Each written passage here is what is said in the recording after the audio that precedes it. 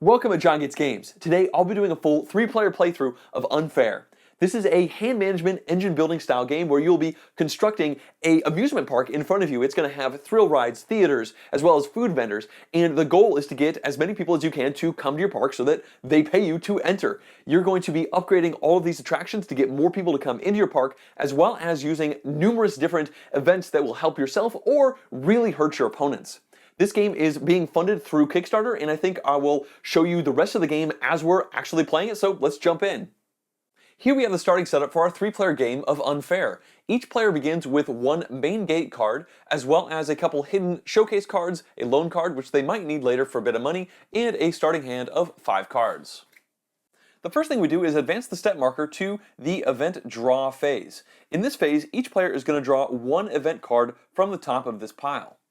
Next, we shift into the city event phase. Here we draw the top card from this city stack, and it's worth noting that there are 8 cards in this stack with one little public notice card in the middle. This is a counter for the game. It will be 8 turns long. So we're going to reveal this card over, and it is a public event that will affect all players.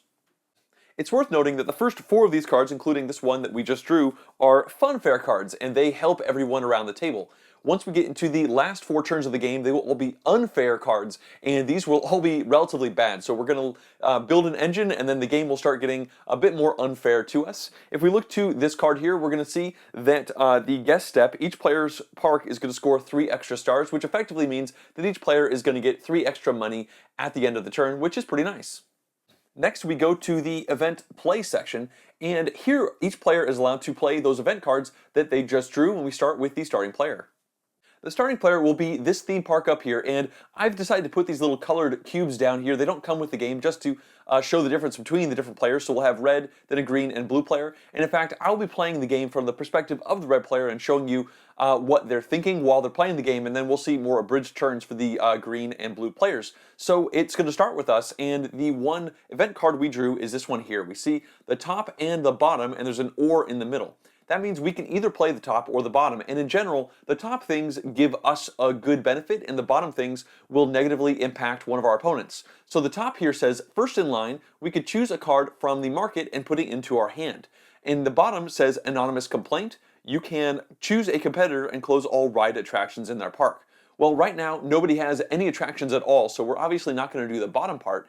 And the top part allows us to draft one of the 6 cards that are on this main player board over here, but right now none of them are particularly great for us, so I think we're going to hold on to this for a future turn when maybe we really need to grab one of those cards from the center. So we'll just pass doing an event for this turn. It's now the green player's turn, and we see that on the top of their card it says merchandising, gain 5 coins, and they're going to go ahead and spend this immediately. In fact, I just realized every single player is supposed to start the game with 20 money, so I'm going to go ahead and give 22 red and blue and 25 to the green player since they are playing this card. And the blue player decides to pass as well, so it would go back to the green player since we already passed, but they only had one event card, so we all pass and we move on to the next phase. And this will be Park Phase 1, which is going to allow each player to do one action. And then once we've all done an action, we'll move on to Park Phase 2 and do another action. So as you can see, we will all do 3 actions in this given turn. There is a Park Phase 4, which certain events will allow us to unlock, but nobody did that, so let's get into these actions. There are 4 different options we can evaluate for each of these park actions. The first one is building a card either from our hand or from this central tableau here, and I think we're going to want to start our first turn by doing that. Now, this is pretty interesting. You could just build a card from here, so this is essentially an open communal hand for all of the players. But when we look at our actual hand, we see that we have 1 attraction card in our hand and then 4 upgrade cards. And it's really easy to tell this because this banner kind of goes down like this for attractions, and all the upgrades have this little plus sign. Now, you put these upgrades on attractions, so realistically, we need to start by putting an attraction down, and this is a pretty good one to do that. We start the game with 20 money, and we see in the top corner, this is going to cost 11 of our dollars. However, it's going to get us 2 stars, and in general, at the end of a turn, you're going to get 1 money for every star that you have in your park. So this is going to get us $2 back immediately. And the text on the bottom of the card says, you may use an action to build a vampire theme upgrade on this attraction for free. Now this is particularly great because there is currently a vampire theme upgrade card in this communal hand, and you'll see that it costs $16. So we would be able to, on our second action, put this down right onto our, let's see, the La Tapis Rouge, and give it a vampire theme. That'll save us essentially $16 and get us 2 more stars. So it's a really good combo. The only issue with this is if another player decides they want to grab this vampire theme card from the central area before us. And I think that's probably unlikely. It's really good for us because we have this discount, but it's very expensive for everybody else at this point in the game. So I think let's go ahead and push our luck a bit, and we're going to build this attraction down into a park and spend $11. The green player decides they're going to build this luxury cinema, which is a theater attraction, into their area, and it's only going to cost them $8 to do so. The blue players decided they want to build this inverted roller coaster right from this general area here, and as a general rule, as soon as anything gets taken from this area, we refill it immediately from the top of the deck. So that gets built into their park, and it's going to cost them 13 money, but it does give them 3 stars. We now move to Park Phase 2, and it's back to us. Well, I don't see any reason to stall out using the bottom part of this card, which says you can use an action to build a vampire theme upgrade onto this action for free. So let's go ahead and grab the vampire theme card from the central tableau, and of course, we immediately refill it. Oh, that's funny. There's another vampire theme. Now, this is actually important. This seems like a really good action because it's going to save us $16 worth of stuff and get us 2 more stars for the end of the round. But it's important to note that you're never allowed to have 2 of the same exact upgrade on a given attraction. So we're not allowed to put another vampire theme upgrade on this because it already has a vampire theme. We could put a robot theme onto this card, for instance, if we wanted to, but we don't get a special bonus for doing that. It's now the green player's turn, but instead of building a card, they want to do another type of action, which is draw. There are 3 different ways that a player can do a draw action. The first is they can pick one of these 6 central park cards and put them directly into their hand. The second is they can draw 2 event cards or park cards or blueprint cards and keep one or none of those cards. And I'll discuss what these blueprint cards do when it makes sense for somebody to draw them, but they're not going to be doing that right now. The third thing that a player can do is they can discard a card from their hand. In this instance, the green player is going to discard this flagpole upgrade, and then they can draw 5 cards from the park deck and pick one of them. So the green player will look at these 5 cards and see which one they like. They look pretty happy. They're going to put this into the hand and then discard these 4 cards. The blue player has also decided to do a draw action, but they're going to draw 2 event cards and choose one or none of them to put into their hand. They also look really happy. They're going to put this card in their hand and discard this one. We now move to Park Phase 3. It's now back to us, and we see that we have $9 available, and looking at the cards in our hand, well, these 2 are just not affordable for us, so let's just not even really consider them for the moment. Now, looking at these 2 cards, we first see this Lockers and Coat Check upgrade. It's a guest services upgrade. It only costs $4, but it provides 0 stars, and from the looks of it, this looks like kind of a lame card. It doesn't really do anything for us, but it's really important to know that the number of icons that you have on an attraction will dictate how many points that attraction will be worth at the end of the game, and the amount of points goes up in an exponential style. If you look at this graph, you'll see that you get 5 points for 1 icon on your ride, but if you had, say, 7 icons, it'd be worth 31 points, and at the absolute extreme, 25 icons would be worth 310 points. So obviously, getting icons onto these rides is important, but it doesn't really help our engine. That's just endgame victory points. So instead, we could build this air conditioning upgrade, which is also guest services, and it's $6, and it gives us a star, which at this point would be worth 1 money to us at the end of the round, which is nice. It's also important to note that you cannot put this on a ride attraction, but that's fine because we actually have a food outlet attraction, and it's very easy to put an air conditioning unit into a food outlet.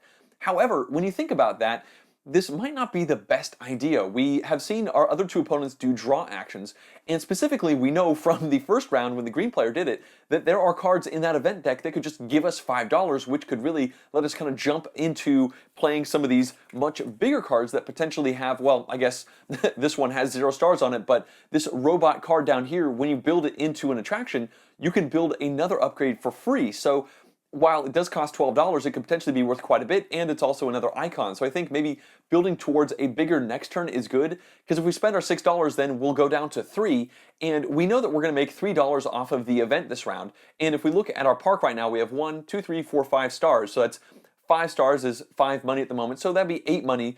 8 plus 3 would only get us to $11, so we wouldn't even be able to afford this on the next turn. I think let's go ahead and wait a little bit, draw 2 of the event cards, pick one, hopefully it'll be really good, and then we'll have all this money plus the extras we have in our park for the next turn. So let's look at the 2 event cards we drew. We're going to get to keep one, or I guess none if we really wanted to, but I think we'll be keeping them. The top part of this one says Treasure Trove. During the park step, we could, when we use an action to draw cards, we could keep all the cards that we drew. So we could discard a card from our hand, draw 5, and keep all 5 cards, which is potentially great, although it is important to note that you have a hand limit at the end of each turn. The green player decides they want to build this haunted house. We see that it's 3 stars and costs 13 money. And the blue player decides they're going to build this inclined loop into their inverted roller coaster. That's going to cost them $6, and you note that this only works on thrill rides, but this is a thrill ride, so that's fine. They kind of nestle it in there and spend their $6. So we move to the next phase, which would be park number 4 if anybody had an action that made that happen, but nobody does, so we go to the guests phase.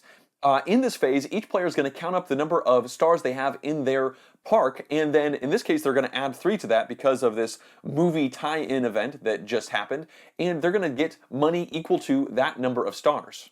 However, it is important to note that everybody's main gate card shows they have a capacity of 15 stars, which means if a player has more than 15 stars in their park, they cap out at 15 unless they get some other card that boosts that number, which are in the deck, but they're somewhat rare. So in our park, we have 1, 2, 3, 4, 5 plus the 3 from the event, which gives us $8. The green player has 6 stars plus the event, which gives them $9. They'll just put these down here and take one away. And the blue player has 5 plus the 3 from the event, so they also get 8, just like we did. And the last part of the overall turn is the cleanup phase. If anybody had any ongoing events, they would discard them now, plus all of these cards are going to get discarded from the main area, and we're going to draw 6 more from the top of the deck. Now, if anybody had any flipped over cards due to events, they would reflip them back over, so they'd all be present. Plus, each player now needs to discard down until they only have 5 cards in their hand. We, unfortunately, have 4 cards in our main hand, plus 2 from the event, so we are going to have to discard a card from our hand, and you know, I think this locker, while it is only $4 for an extra icon, I think it's kind of lame at this point in the game, so we'll go ahead and discard that, and we're now fine. And the blue player also had 1 too many cards, so they're going to discard this groundskeeper from their hand, and finally, we'll move the start player token down once, so the green player will be start player for the next round. Alright, it's time for turn 2, and the first thing that happens is the draw event, so each player is going to draw a single event from the top of the deck. Next up, we go to the city event, and let's see what's going to affect all of us. This says a trade show. So it says at the bottom that we each draw 2 blueprints and we can keep 1 or none. So it seems like a good time to talk about how blueprints work. So let's look at the 2 blueprint cards that we drew. These are effectively endgame victory point cards, and if we look at the cards, they all have a top and sometimes they have a bottom. First of all, we see that this is a medium level difficulty. In fact, both the ones we drew are medium. And up at the top it says fine dining, and it says you must complete all items, and if we don't, we lose 10 points at the end of the game as a penalty. Now, the only restrictions it wants is it says to have any food outlet with at least 5 stars from quality upgrades. And if we did that, we would get 22 points at the end of the game. Now, right now, the only attraction that we have is a food outlet, but it has no quality upgrades at all. We just have a theme upgrade here, and the way quality upgrades work is they're quite expensive, but they get to add stars onto our track. So this would be somewhat difficult at this point, especially considering when we look at our hand. Oh, actually, we do have 1 quality in our hand already. So you can see that that would be 1 star's worth. We would need 4 more stars worth, and that is $15 alone. The text down the bottom here essentially says you can have multiple quality upgrades, unlike all the other upgrades in the game. So this is quite difficult, especially when you consider the other option, which says something for everyone. Again, it's a 10-point penalty for all blueprints if you don't complete them, and it says any thrill ride with any guest services upgrade and have a food outlet. This would get us 15 points, which is less than 22, but it seems much easier to achieve, well, considering we already have 1 food outlet, and there are quite a few thrill rides in the game, and there are quite a few guest services upgrades in the game, so I think we'll probably want to take this one. And in fact, if we look at the bottom, a neat thing about this one, it has a bonus target as well. You don't have a penalty if you miss this, but it says if at the end of the game we have attractions that have 1, 2, 3, and 4 total stars exactly, we get another 22 points. So this is a thing for us to shoot for at the end of the game. Let's go ahead and do this one and discard this one. The green player has decided to keep this blueprint, and the blue player has decided they're going to discard both of their blueprints. They don't like either of them, and they don't want to suffer a penalty for not making them happen. Next, we shift into the playing events phase, and we'll start with the green player since they are the starting player. They decide to play their one event card. We see that it says sponsorship deal on the top, and during the guest step, they'll gain 1 extra coin for each guest visiting the park, which again is the number of stars that they have in the park, so this essentially doubles their income at the end of this turn. You see this pin here shows that they'll put it in their area so they know they'll evaluate it later.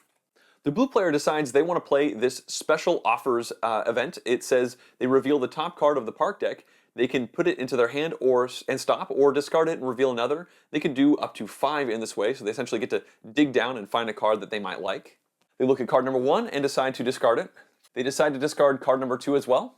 The third card isn't quite to their liking. Neither is the fourth, so they're going to take the 5th card, and that's going to be the one that they keep. They look at it and they decide they're pretty happy with it. Well, we know that we're going to want to play this merchandising event card up here. It's going to give us 5 coins. There's really no reason to wait on that, but let's take a look at the other one that we picked up. It says renovation. You may close an attraction in your park. Then during the park step, upgrades built on the closed attraction cost half. So that's a very cool event that I don't think we care about this round because, spoiler alert, I think we're going to be building one of these showcase attractions, and I'll explain how those work pretty soon. In order to do that, we're going to need these $5. We could on a future round play one of these 2, but I don't think we will. Looking at the cards in the main area, this would let us pull one into our hand, and they're still really weak out there. So we're going to pass the next time it comes around to us, but for now, let's go ahead and discard this card in order to get 5 extra dollars. The green player is out of event cards, so they pass. And now the blue player wants to play this event card, which says Unusual Bequest. Build an upgrade from your hand immediately for free. I love this, the Kevin coaster in the art over there. So the blue player was very happy to pull this one out because they have this very expensive Batwing element upgrade, if you could see it right there. It's a feature, it only goes on thrill rides, it costs $15 normally, has 3 stars, and they get to build this for free into their inverted roller coaster that already has an inclined loop. So this is becoming a pretty awesome roller coaster right there. So it comes back to us, but again, we're going to pass instead of using either of our 2 events. Green still passes because they have none, and blue has 1 event left, but they're going to pass on that one, so we can move on. It's now Park Phase 1, and we go to the green player. They've decided to discard this air conditioning card in order to draw 5 from the deck and choose 1. So they keep this one and discard the rest. It's now the blue player's turn, and they've decided they want to activate the loose change action, which we haven't seen yet, and it's really simple. You just get $1 for each attraction in your park. Now that might seem really weak for the blue player because they only have 1 attraction, so they're going to get $1, but I think we can assume they have something in their hand that needs $10 that's worth it to them to essentially punt this entire turn to get there. It's now our turn. We have $22, and it's time to look at these 2 showcase cards that everybody started the game with. Now, every showcase costs $20 to put down, so we do have the money to do that. And these are all essentially super attractions. In fact, you can see it says super attraction on there. Now, the way these work is you can't actually play these down into your park until you have at least 5 stars in your park, but we were fortunate enough to get 5 stars going in our first turn, so we could put one of these down. Another important thing, if you look at your main gate, it says total number of attractions 5, total number of super attractions 1. So we're only going to get to play one of these throughout the game, so we need to decide what's going to be now, because I think we should go ahead and play these, because the earlier you get these down, the better. Even though it's going to use pretty much all of our money. So it's like, just take a look at the 2 of them. They both give 3 stars, which is pretty good. And let's see, the first one here is Skull Cliff Stronghold. Down the bottom it says, once per guest step, gain 4 coins for each pirate theme upgrade that's on an open attraction in everybody's park. And you'll notice that this does come with a pirate theme upgrade. So right off the bat, this is going to be worth 3 stars worth of money plus an extra 4, so this is going to get us 7 money back out of the 20 we just spent to put it down.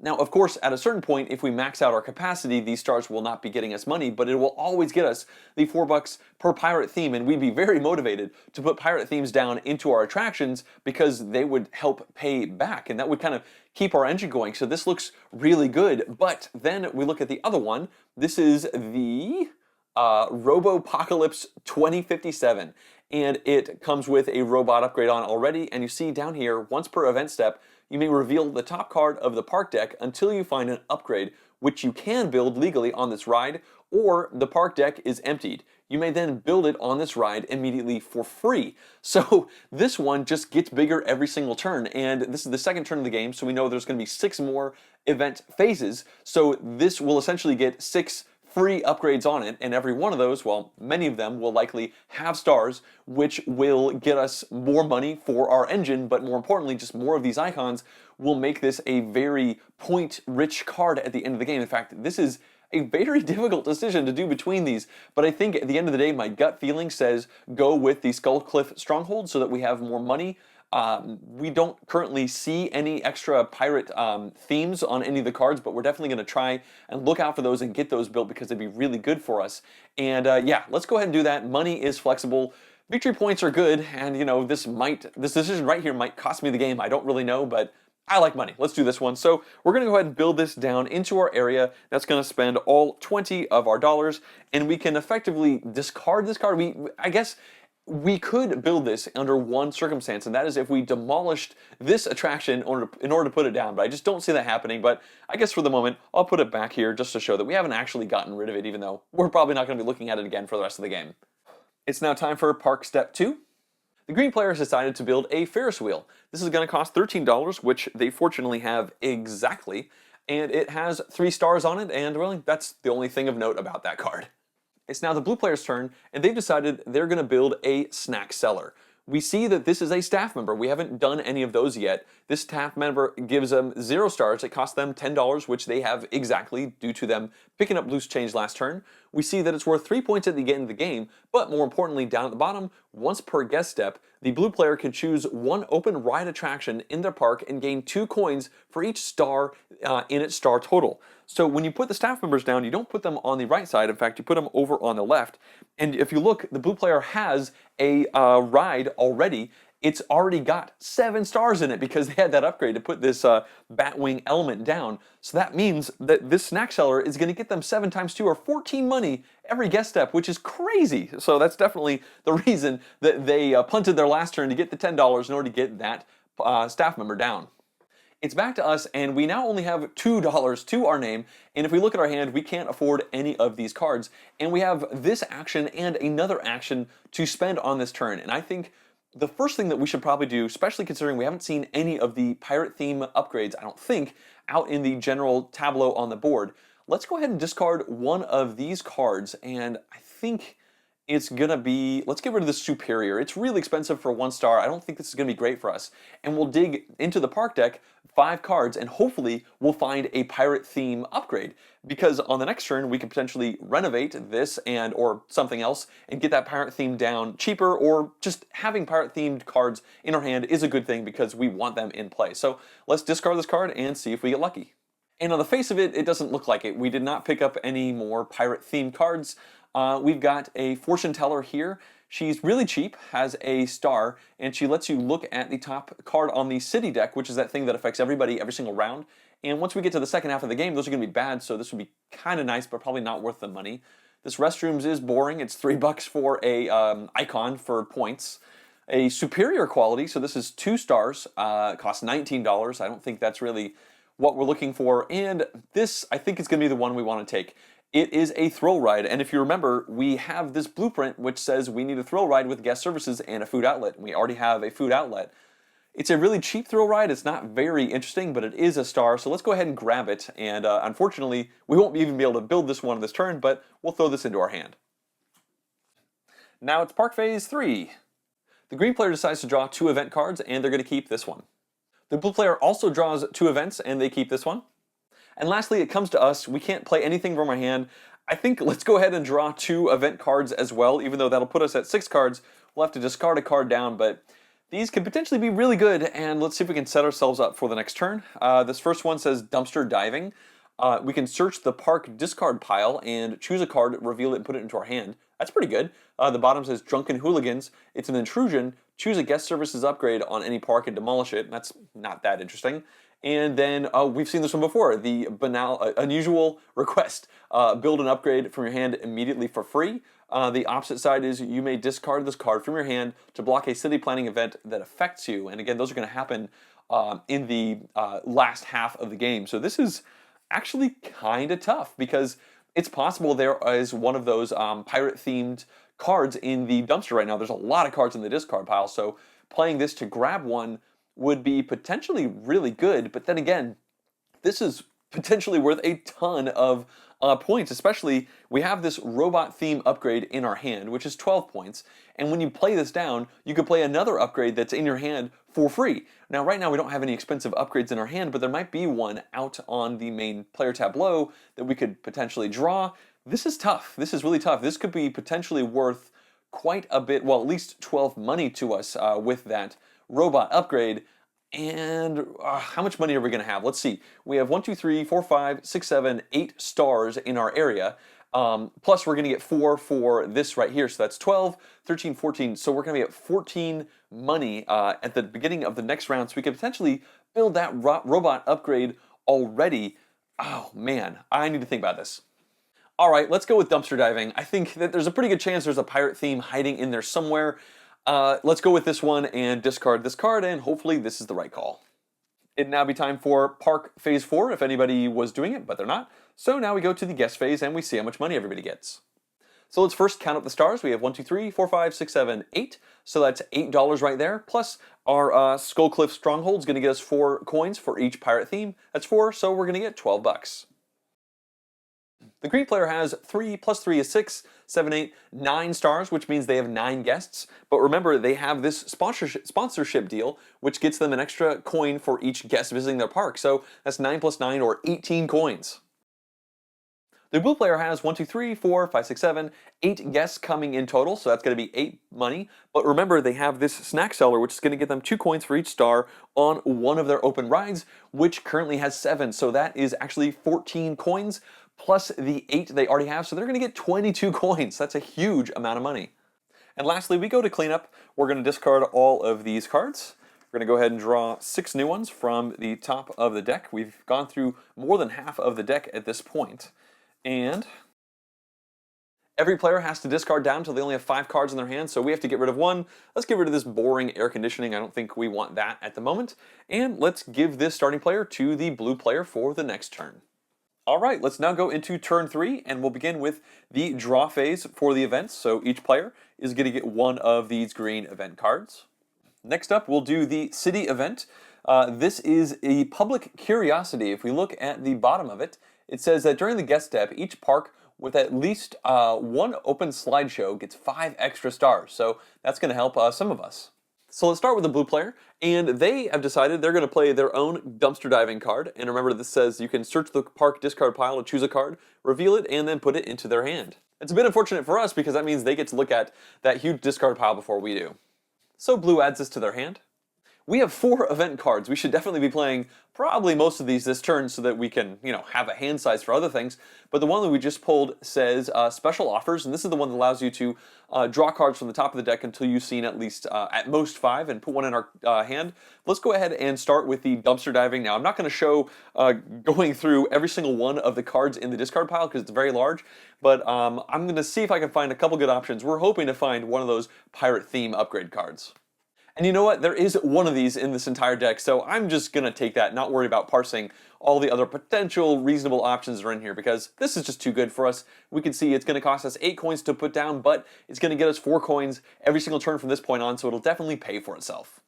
It now comes to the green player, and for the first time in the game, they want to evaluate the bottom part of one of their event cards. We see they are going to send out an anonymous complaint onto the blue player, and this says it's an inspection. They have to choose one competitor and close all ride attractions in their park. The blue player only has 1 ride, but it is their big moneymaker. They're going to have to flip this over, which means that attraction is going to be closed for the rest of this turn unless something else happens to the blue player. And more importantly, that means when they do the guest step, this snack seller is not actually, currently going to have a ride in order to activate and get money. So that's a really big hit to the blue player's income at the end of this turn at the moment. However, the blue player has a plan. They're going to play another event card from their hand. This one is, as we can see here, Viral Marketing. As an extra cost to play this, they have to discard another event card from their hand. So they'll discard this one, which they've been holding onto for a while. And now during the guest step, their park is going to score stars equal to their maximum capacity. So what this means is, regardless of the stars that they actually have in their area, they're going to get 15 stars worth of people through that viral marketing. So that means they're going to get 15 money at the end of this round, even though this is closed, and even though the snack seller won't probably be able to activate anything, it's not going to hit their long-term money stream too badly. So it does cost them 2 event cards, which is somewhat significant from a action perspective. We've still got 3 event cards in our hand, and in fact, I think it's now time for us to activate the first in-line card, which lets us choose a card from the greater market and put it into our hand. We're going to discard this and take this Maze of Mirrors, which is a sideshow. And the reason we want to do this is so that we have control of it. It's in our hand because we know that the event for this round is 5 extra stars if you have a sideshow. So this is going to almost pay for itself. I think it's probably a good moment to get this into our hand, and of course, we immediately refill the market. And now it comes to the green player, but they're going to hold on to this event for a later turn. The blue player is out of events, so they pass. It comes back to us, and let's go ahead and play this special offers card. So again, this lets us draw cards to the top of the deck and either keep it in our hand or discard it. We can do that up to 5 times. So let's begin by looking at this card here. It says Comfortable Seating. Now it costs 7 to get 1 star. It can be put on anything, but this is not a very interesting card. I think we're looking for a bit of a game changer card. If we're lucky, maybe another pirate theme or something along those lines. So let's discard that. That was 1 card. The second card is going to be a flagpole. So this costs 8 money. It gives 0 stars. And down here it says that when an upgrade or on the attraction would be demolished, you demolish this flagpole instead, but you can't put any more upgrades on top of it. So it's a bit of a defense upgrade, but at this point, I don't think that's terribly interesting. It's a bit expensive. I think we'll be wanting to defend things later on in the game, so that's the second card. Let's see, third card. Oh, there it is. It's another pirate theme. I think we stop there. We now have 2 of these in our hand. In fact, let's see. No, we don't have quite enough money to play both of them, but we're going to want to try and get these played potentially on both of these attractions as soon as possible. Oh wait, no, we can't actually put it on this attraction. Well, either way, having this in our hand is good. We control it. We're going to get it down as soon as we can. Both the green and blue player have passed already, so it comes back to us. We only have 1 more event card in our hand. It's the renovation card, which lets us close one of our attractions for a turn, but every upgrade that we put on it is halved in its price. I think we want to save this. Maybe on one of the last turns of the game, we could put a bunch of upgrades down to get a lot of points. Right now, I think we need to keep everything open just to have the income. So let's keep this in our hand, and we can move on. So it's now time for the first park action phase. The blue player has decided to draw 2 blueprint cards, and they're going to pick one or none of these and put them into their hands, so they'll take a look at them now. And they decided they're going to keep this one and discard this one. So now it comes to us, and we see that we have $14, and looking at our hand, we have some 8-cost cards we really want to play. First of all, this sideshow, we just got to get this down so that we can evaluate that city card that'll give us 5 extra stars, which is just really good. But then we also want to get one of these pirate themes down as well, but that would be 16 money, and we only have 14. So, and the other thing is we would potentially want to get both these pirate themes down, but again, you cannot put another pirate theme on a card that already has one, so right now we only have 1 target for a pirate theme anyway, so it makes sense to get more attractions down. So I think what we'll do is let's build this Maze of Mirrors right now into our area. That's going to cost us 8 money and give us 2 stars, which is nice. And what we are left with is $6, but on the next action we can search for loose change and get $1 per attraction, which would be 3, and for our final action we could plunk down this pirate theme on one of our things and get even more money at the end of this turn, so just keeping on getting that money engine going. I think this is going to work out pretty well. And the green player decides to discard this superior quality card to draw 5 cards from the top of the deck and keep one of them. And they've decided to keep this one, and they'll discard the rest. We now move to Park Phase 2. The blue player decides to discard this Junior Vice President card in order to draw 5 from the deck and choose one. So they'll keep this one and discard the rest. It's time for us to search for some loose change. We get 1 from each of our attractions, so that will bring us up to, let's see, 1, 2, 3, 4, 5, 6, 7, 8, $9. The green player decides to do a draw action from the park deck, so they just take the top 2 from the deck and choose 1 to keep and 1 to discard. So they keep this one and discard the other. It's now Park Phase 3. The blue players decided they want to hire this executive assistant. We see it costs 15 money, gives 0 stars, 5 points at the end of the game, but more importantly, they get to take 4 actions every single turn. So for the rest of the game, this is going to give them bonus actions. They're not going to get an amazing use out of it this turn, but they decide that they think it's worth investing in this. Their other actions are not too amazing, so that goes in there with the rest of their staff. So it's our turn, and let's get this pirate theme down into our park. We're going to spend $8 in order to do that, so it leaves us with $1 left, but that's okay because this is going to get us $4 back because of our super attraction. And let's go ahead and slide that in right here. This is already a vampire-themed La Tapis Rouge, but now it's a vampire pirate theme, which is a whole lot cooler, I think, in my opinion, and that's more icons, so this is going to be worth even more points to us at the end of the game. The green player now wants to hire a souvenir seller. We see this is a staff member, costs 10 money, it'll be worth 3 points at the end of the game, but more importantly, once during the guest step, they can gain 5 extra coins for each of their open sideshows in their park. And as we can see at the moment, they have a single sideshow, so this is going to pay for half of itself back on this very same turn. So they're going to spend that $10 and put their first staff member into their park. And now we move to Park Phase 4, which is actually going to happen this time because the blue player has that executive assistant. And for this phase, they are just going to do a draw action. They don't currently have any events, so they've decided to draw 2 of these and pick one of them. And they keep this one and discard the other. That ends their turn, and everybody else will obviously pass. They don't have a Park Phase 4, so we move into the guest phase. We have 1, 2, 3, 4, 5, 6, 7, 8, 9, 10, 11 stars, plus we also have a sideshow, so 11 plus the extra 5 gets us to 16 stars, which means that we cap out and we can just go ahead and take 15 money from the bank. The green player has 3 plus 3 is 6, 7, 8, 9 stars, but then again they also have a sideshow, so 9 plus 5 is going to get them to 14 stars, so 14 money there, but plus they also get 5 coins for this sideshow here, so that's 14 plus 5, they get 19 money.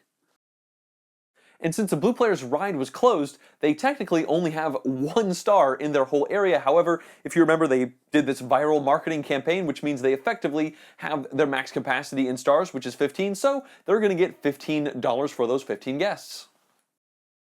We now move into cleanup, so we're going to discard all of these cards here from the main area. I'm going to deal out 6 more. The deck's getting pretty thin, and once we go through this whole deck, we'll just go ahead and shuffle up that discard pile. And at that point, we'll have seen pretty much everything, although, of course, some players saw some cards and not others. Now everybody is going to reopen their park, so the blue player can flip that back over again. Everybody is under 5 cards for their hand limit. And lastly, the starting player token is going to jump back up to us, so we will be the starting players. Okay, let's move into turn number 4. We'll start with the draw event spot, so each person's going to get 1 of these green event cards. Next up, we have the city part of the event phase. We can get rid of that one from last turn. We will reveal this one. This says premium tickets, and down on the bottom, we see that it says during the guest step, you gain 1 extra coin for each guest visiting the park. So this could be a lot of extra money depending on how many stars we have in our parks at the end of the turn. Also notice that we now have this card right here that's face up on the city card stack. It says public notice, after this round, blueprints will not be available as a park action, events and abilities only. So that means this is the last turn that we can just go and draw new blueprints. We would need special abilities to go and grab those. So if we want to have more of these to shoot for endgame victory points, now would be the turn to do it. Next, we move to playing the event cards, and we'll start with us because we're the star player. We have 2 event cards. We just drew this one, which is actually new. We haven't seen this one yet. It says Unexpected Delivery. Reveal the top card of the park deck. Build it in your park immediately for free if possible. Otherwise, put it into your hand. So that's pretty cool and pretty fun. The bottom part says Corporate Raiders. It's a city planning effect. Choose an upgrade on a closed attraction in any park. You can demolish it and then pay to build it immediately into your park. I think, you know, this is just fun. Let's go ahead and do our Unexpected Delivery and see what the top card of the deck is. And, oh, okay, so this is interesting. It is a robot theme. And unlike the other 2 themes, this one actually has text on the bottom. In fact, looking at our hand, we already have a robot theme. We've had one for a while. And what it says down here is it gives you 0 stars for that attraction, but after you build this upgrade, you may immediately build an upgrade from your hand onto that attraction for free. So, well, this has been used up. This is pretty great. Let's go ahead and put this onto our Maze of Mirrors. So it's now a robotic Maze of Mirrors, but even better, it's now a pirate robot Maze of Mirrors because that robot theme card let us play this pirate theme card for free. It was $8, so it's not like it was a crazy expensive upgrade, but a reasonable one and very good for us. So yeah, that's a good event. The green player has 2 event cards, but they don't want to play either of them, so they're just going to pass. And the blue player is going to play first in line, which is going to allow them to choose a card from the market and put it into their hand. They decide to grab a superior quality card, and we immediately refill it with an air conditioning unit. It's back to us again, and we still just have this renovation, which closes a attraction, and we can put upgrades down for cheap, but I still don't think we really want to use this, so let's just pass. The green player decides to continue to pass, and it comes to the blue player, who has 1 event card left, and they also decide to pass, so we now move on. And it's now the first park phase. In our hand, we have a robot theme card, which costs 12, And we have a Twister roller coaster, which costs 4. It's a very cheap attraction. And if you'll remember, we have this something for everyone blueprint, which wants a thrill ride with the guest services upgrade. So this is our thrill ride. Now, a neat thing here is that when you add 12 plus 4, that is 16 money, and we have exactly 16 money at the moment. So I think what probably makes sense is we want to build this for one of our actions, then get this robot upgrade down as another action. But the problem is that this robot upgrade lets us put another upgrade onto that one, as we saw, for free, but it comes from our hand. And right now we have no upgrades in our hand besides this one, obviously, that we'll be playing. So I think for our first action, let's grab the let's see, where is the Sea Serpent roll? It's from the central board right here. As you can see, it's a feature upgrade. It's only available for thrill rides, which is what we will be playing, and it's $10 for 2 stars, which is a pretty good return. This essentially gives us a free $10. Well, not really free, because this does cost 12, but I think this is a pretty good idea. That'll be our first action, and of course we refill that spot, and it'll be a comfortable seating upgrade. The green players decided to build this freak show from the central board tableau. So as soon as they take this, they refill it with a superior quality. It goes out on the board. And as you can see, this is very cheap. It's only going to cost them $6, so they'll break this 25 and take 19 back.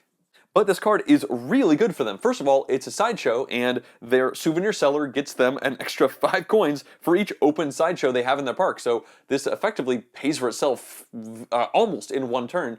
But actually, when you look at the bottom, it does pay for itself in one turn, because during the guest step, this also just gets you an extra coin. So that seems like a pretty good deal for them to do. Although, again, they haven't done any upgrades yet at all, and that's where you get a lot of points. So while the green player is building a pretty good money engine, they need to start actually tacking these things on and getting big points. But, you know, the game is only almost halfway over at this point, so we'll see what they do.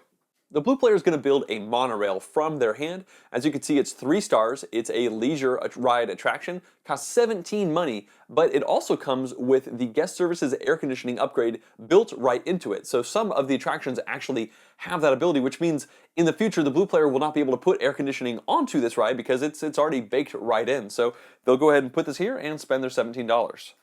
It's now Park Phase 2.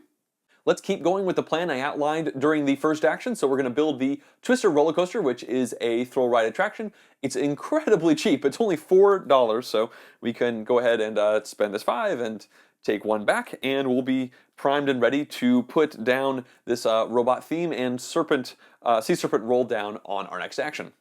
It's now the green player's turn, and they've decided they want to build one of their showcase rides. We see that it is Vlad's Impaler, a super attraction thrill ride. Costs 20 because they all do. It comes with a vampire theme baked right in, and down at the bottom we see it says that once per event step you may search either the park deck or the park discard pile for a staff member card. You can reveal it and then put it in your hand. You shuffle the park deck that you search through. So they're essentially going to be gunning to get a lot of these staff members who obviously can get good money and also get you around various situations. So they're going to be the staff person. They're going to put the Vlad's Impaler down here, and they're going to have to spend, I think, most of their money here. So that's 15, and then what do they got left? 1, 2, 3. They got 1 money left over. The blue player decides to draw 2 cards from the top of the park deck. However, there are no more cards in the park deck, so we're going to go ahead and reshuffle this rather large discard pile to make a new one. So they draw their 2 cards, and after thinking about it, they're going to keep this one and discard that. It's now Park Phase 3, and it goes back to us. And we're going to finish out our plan to get this robot theme down, which costs us 12 money, which is exactly what we have. And the bottom of the robot theme lets us play another upgrade from our hand right in, and we see this is the Sea Serpent roll, which we've seen a couple times. It must go on a thrill ride, so we will slide that over here, and we have a pretty cool looking theme park going on after 4 rounds of the game. The green player decides to draw 2 blueprint cards and keep 1 or 0 of them. This is their last chance to get this easily, so this seems like a good opportunity for them.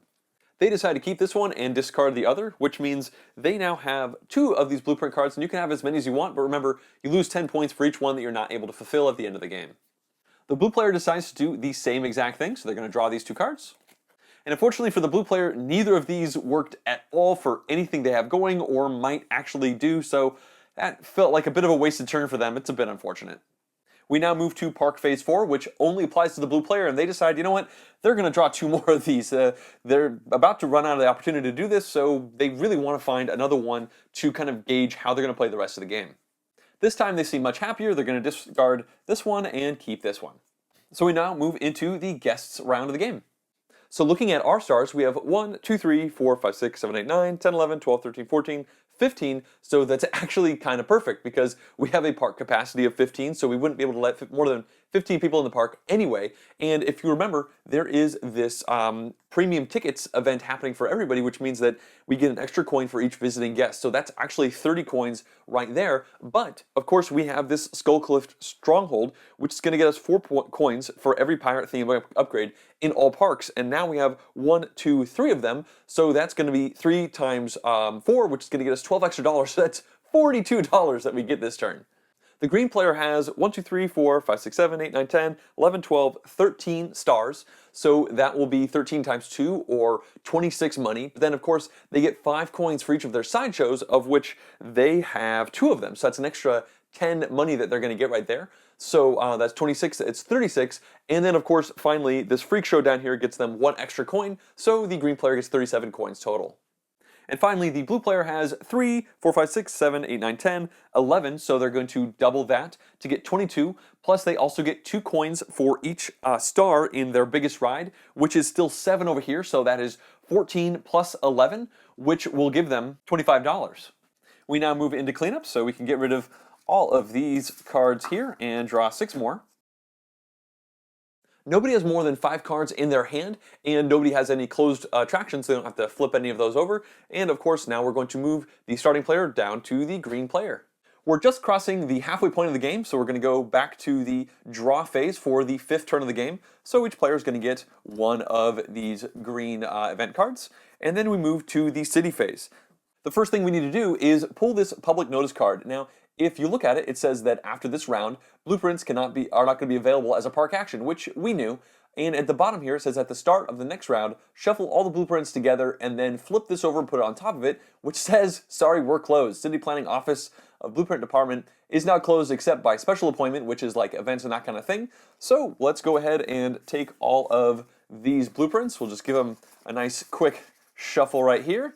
And then we'll put the sorry we're closed on top of it, so it's going to be much harder for us to grab those for the rest of the game. We now draw the city card, but you'll notice it says unfair now. And for the rest of the game, these are actually going to be detrimental to us. We're obviously all doing pretty well. We have huge incomes, but now let's see what kind of stuff is going to mess us up. Well, this says stormy weather.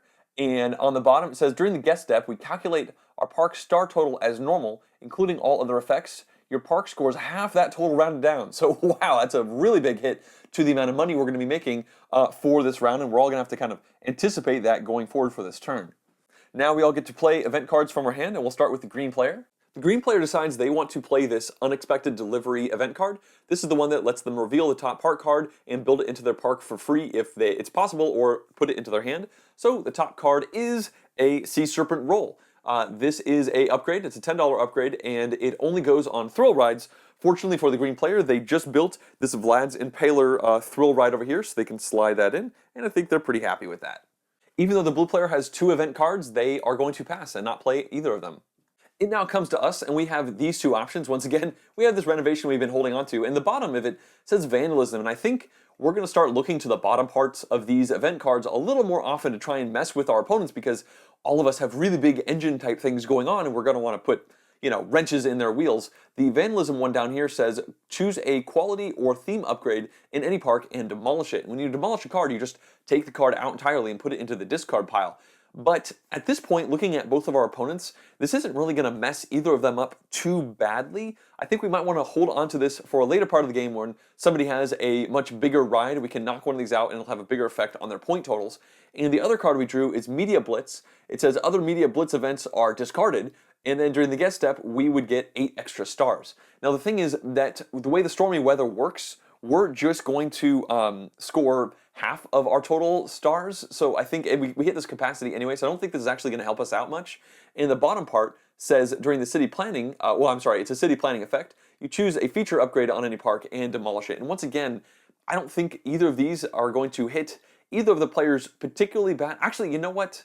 The blue player does have that really awesome connection with that staff member to that one ride. Let's go ahead and play this card. Playing cards is more interesting than not. So let's play this card and try to knock out one of the features on that ride. This is a particularly potent effect because this Batwing element that is 3 stars is a feature. So by playing this city planning review board, they've reviewed this Batwing element and they say it is not good enough. It has to get demolished. However, the blue player now looks to their cards and they're going to bust out this event card they've been holding on to. It says Instant Karma. You may reveal this card when an event is played by a competitor affects you. Play this card immediately as a duplicate of that event and then discard it. You may use the duplicate as if any extra costs were paid. You must target the owner of the original event. So what this means is, unfortunately, this review board is also going to hit us as well. We only have one feature upgrade. It's the Sea Serpent roll. So that is also going to get demolished. I guess it hurt the blue player a little bit more because that was 3 stars versus 2, and these 3 stars were 6 money for them with that one snack vendor, but either way, that hurt us much more than we were anticipating. It's back to the green player, and they are now going to pass on playing an event. The blue player continues to pass, and let's go ahead and pass. We'll just keep saving this card for a time when the top or the bottom are particularly good for us, but I don't think they really are at the moment. So we move into Park Phase 1. The green player is going to build this air conditioning unit from the central tableau, and we reveal a new card to it, and it's going to be a flagpole, which is starting to look a little bit better, because remember, this defends a ride against things being knocked off from it, but you can't put more upgrades down when you have that flagpole down. And they're going to build this air conditioning unit, which costs them $6, into their haunted house attraction show, so it's a little bit more of a cool haunted house, and guests are a lot happier about that. The blue player decides they are going to draw one of these deluxe quality upgrades. Now this is actually 2 stars, it costs 19 to put down, and once again you can have multiple quality upgrades on a single thing, so this is going to get drawn into their card. It was from the central tableau, so the next card that is taken to replace it is a vending machine upgrade. It's now our turn. We have 42 money and 0 cards in our hand, which means effectively this central board over here is kind of like our hand, so let's look at what our options are. The first thing we could build is this cinema, which is ridiculously cheap, and honestly I don't even know if it's worth it to us, because it's only 4 money, it gives us 1 star, it is a theater, we don't really care about theaters, I'm not really sure about this one. This flagpole we could put on top of one of our spots, and it would defend against something destroying an upgrade from that spot, but you can't put anything on top of a flagpole, and I think we want to put lots more stuff on our various rides for the moment, although this would defend against one of the pirate things getting destroyed from one of our spots. So I guess we could contemplate that. This deluxe quality is pretty great. It's 19 bucks, but we have $42, so we could definitely afford it. And it's just 2 stars right away on top of a ride, as well as just giving us an extra symbol. However, stars matter a little bit less to us now that we've reached the capacity of 15 in our park for the moment. But for all I know, maybe some of these city things will like have the amount of stars we make, so it would still be worth it. Over here we have a guest services vending machine, and we do have this blueprint which wants us to put a guest services upgrade on one of our thrill rides, but I feel like there's lots of opportunities to do this. This does not seem to be the most opportune at the moment. We have a bunch more turns to do that. And then down here we have a couple interesting staff members. This guy right here, he's $4, he's 3 points at the end of the game, and the text at the bottom says that once per event step you can open up to 2 of your attractions in your park, which means we could use this to defend against somebody trying to close some of our attractions, which could really hit our bottom line if they close down the Skull Cliff Stronghold, for instance. That's a big cash cow for us, that's 12 extra money. And finally, this Junior Vice President costs $9, and once per round, it can block a city planning event from affecting you, which is, I believe, the cards that our opponents might hit us with, and I think some of these ones over here might say city planning as well. I think the best thing for us to do at the moment is just grab this technician, build him into our area. He only costs $4, but I think it's going to be a good defensive move for stopping our opponents from trying to mess with our really good money engine at the moment. That gets immediately refilled with another flagpole. So we spend the $4, and now we've got a technician. It's now Park Phase 2. The green player has decided once again to build a guest services upgrade. This is a vending machine. It only costs $2, so they can easily afford that one. And they're going to put that down onto their haunted house as well. So you'll notice there are 2 checkmark symbols here. That's fine as long as the actual text is different on the top. So we have a vending machine and an air conditioning unit for this haunted house. The blue player decides to build this amusement arcade from their hand. It's a sideshow, and you'll notice it has a robot theme on it already, which, as you'll probably notice with the robot theming already going on, when you build this attraction, you may immediately build an upgrade onto it from your hand for free, and well, that explains why they drew this superior quality 19 money double star thing into their hands, so they get to plunk this down right away, and that's pretty good. I mean, the actual amusement arcade only has 0 stars on it. Now it has 2, but it does have 3 icons. And remember, icons are equal to points at the end of the game. Of course, we have to refill the card row, and it looks like a guest services restroom appears. Another really cheap upgrade. So it's back to us, and this is again effectively our hand. And I think this is really kind of tough. I mean, part of me wants to buy this junior vice president to defend against some events that could potentially hit us. But also part of me just wants to buy this deluxe quality because we have so much money right now, and getting upgrades onto our things is going to be worth money as we're going forward. So I'm really torn, to be honest. I mean, I guess the flagpole would also be good to defend some of our pirate theming stuff, but we have 2 of them on different rides. I doubt both of them would get hit in the single round. Let's just go ahead and buy this deluxe quality. I'm not sure if this is the best idea. It does cost $19, but we're rich, so let's just do it. I think our robot pirate Maze of Mirrors could use some deluxe quality, so we'll go ahead and tuck that in there. We've now got 4 icons, which is pretty good. And of course, that's going to cost us $19, so I'll just get rid of this 25 here. And we get $6 and change. We refill that spot in, and it's a premium quality. Holy cow, I haven't even seen one of these yet. It's $25 for 4 stars. That is huge. I genuinely don't recall seeing this one as we went through this whole deck the first time. I guess I just glanced at it and assumed it was a different type of quality symbol. So, okay, let's move on to Park Phase 3. Once again, the green player is going to build a guest services upgrade from the central board, and once again, it's very cheap. That only costs $3, so they'll get rid of this 5 here and get $2 in change, but they still have this 25, so they have $27 that they're floating at the moment, but they've decided this is worth it, and they're going to slide these restrooms into their haunted house. So this round, all they've done is just make this haunted house a very guest-ready spot. People really like that location now. And of course, we have to replace that restrooms with a new card. This is an information kiosk. It's another guest services upgrade, 0 stars. And once you put this down onto a building, you get to draw a park card or an event card for free, so that's kind of cool.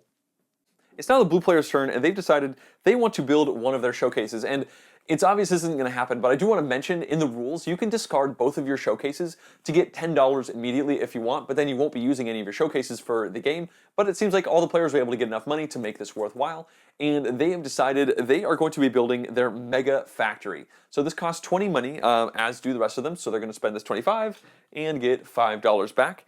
And it's the robot super attraction, and we see down at the bottom, once per event step, they can choose an upgrade from the market, put it into their hand, and then pay to build any number of upgrades from their hand immediately onto one attraction. So this thing is really good at stuffing upgrades like crazy into cards, as well as kind of saving them actions, and they already get 4 actions a turn, so they're kind of trying to be the action person, I guess. So they're going to build this factory, and you know, I'm just going to get rid of this showcase as well as the other ones. I don't think anybody's going to be replacing these as the game goes on. It's back to us. We still don't have a hand, so we're looking at these central cards, and I think we actually want to build this information kiosk. It costs $7, but it lets us immediately draw another park card or event card, and I think with no cards in hand, we should probably draw a park card into our hand. And once again, it's another symbol, and well, let's put it down into one of our attractions. First thing first, though, let's reveal another card. This is a larger capacity resource card. This is actually, we would have loved to have this. If you look down at the bottom, it says your park capacity is increased by 3. Actually, this kiosk will let us draw a park card. We can just draw that right into our hand, but let's go ahead and put this down into our area. So we'll spend the $7 that this requires. This goes away, and I think we should just keep putting it into this Hall of Mirrors, because the more symbols we put in, the more points we get. If we look at this table right here, we can see that right now the Hall of Mirrors is at 4 icons, so it's at 16 points. When we put that 5th icon in, we get 4 more points, but if we put a 6th icon in, then that icon's worth 5, and it just gets bigger and bigger and bigger as we go. So let's just keep loading this one up. And then, yeah, like I just said, I think we will use the draw action that information kiosk gave us to grab this larger capacity card, put it right into our hand, and we can increase the number of stars we have overall on the last couple rounds of the game. And then we refill that spot in with a restrooms upgrade. We now move to Park Phase 4, which is only going to affect the blue player. And for their 4th action, they're just going to draw 2 park cards and choose one of them. They're going to keep this and discard this one. Let's now move into the guest step.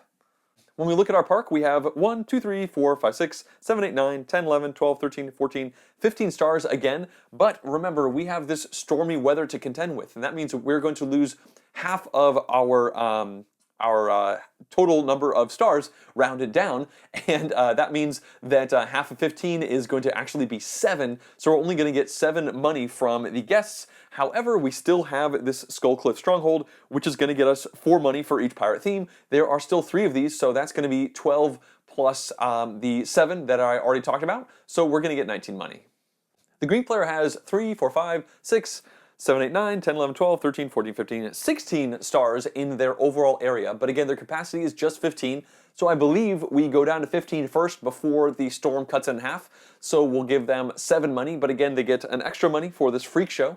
And then they also have this souvenir seller that's going to get them 5 coins for each sideshow they have, which is still 2 of them. So that's going to be 7 plus 1 plus 10 or 18 money. And the blue player has 3, 4, 5, 6, 7, 8, 9, 10, 11, 12, 13 stars. So when you cut that in half, that's only going to be 6. And then, of course, their snack seller is going to get them 2 money for every star in one of the rides. So they'll pick this one here. It has 4 stars. So that'll be 8 money. So that's going to be 8 plus 6 or only 14 money. Wow, they made a lot less than both of the other of us. And lastly, we go to cleanup.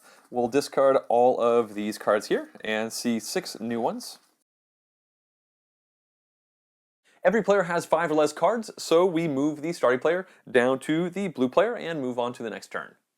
We start with the event draw phase, so everybody gets 1 event card from the stack. Now we move to the city event. Let's see what kind of terrible thing is going to happen to us this time. It is a safety crackdown. Now when we look at the bottom of the card, we see it says inspection, close all thrill rides. Oh my goodness. All right, let's see how this affects each player.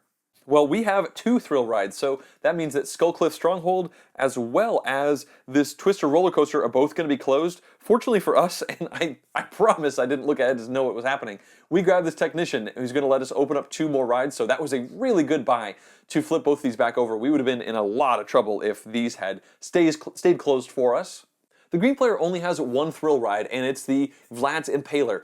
Now, it comes to my attention that I completely forgot to use the once per event step portion of this card on the last round, and of course this is going to get closed now, so the green player will not be able to evaluate it this round. I think as recompense, let's go ahead and evaluate this once and then close it so that the green player will have used it once just on the wrong turn, and if you remember, down in the bottom of this card, it's going to let us search either the park deck or the discard pile for a staff member, and then we reveal it, put it into our hand, and then shuffle the park deck that we searched. So I'll just close this, and then they've decided they're going to look at the main park deck. There's a few more cards in there. They've gone through the deck and they've picked out a groundskeeper, and they're going to put that in their hand, which is really bad news for anybody who is not green, because this person down here, once per event step, can do an intrusion, and they can choose an upgrade in any park and demolish it, and then put that card into their hand. If the event does get blocked, however, this guy gets dismissed, but this guy might wreak some havoc on some of the stuff we have going, specifically our pirate themes, but we'll see how this goes. And lastly, we have blue, who has 2 thrill rides. It's this inverted roller coaster and this mega factory they just built, so that'd be a really big bummer for them to miss out on this opportunity to use the bonus down here. However, one of the cards that the blue player has been holding on to is actually a safety certificate, and if we look at the bottom of the card, then we can see it says you may discard this card from your hand to block an inspection event from affecting you. So they will absolutely do this, and they can keep all their rides open. So now we can start playing our event cards. We start with blue, and things are going to start to get a little bit meaner around here. The fun fair is definitely now getting unfair. They are going to use vandalism. It's an intrusion. They're going to use it on us, and it lets them choose a quality or theme upgrade in any park, and they get to demolish it. It's no great surprise that they decide they want to destroy this pirate theme from our awesome maze mirrors. It's now just robots, I guess, no longer pirate robots. This goes into the discard pile, and hopefully by the end of the game, maybe we can pick this back up again and put it into our deck, but that is definitely a bit of a hit to our the money that we can make in the round. It's now our turn to evaluate an event, and let's go ahead and do our technician, who lets us reopen up to 2 of our attractions in our park. So, hello, Skull Cliff Stronghold, and welcome back to our Twisted Roller Coaster.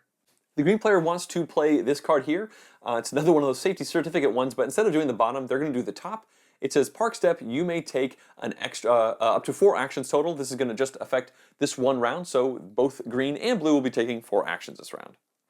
The blue player is out of event cards, but they do get to use their Mega Factory, which lets them draw an upgrade card from the central area into their hand and then build as many upgrades as they want from their hand into one of their attractions.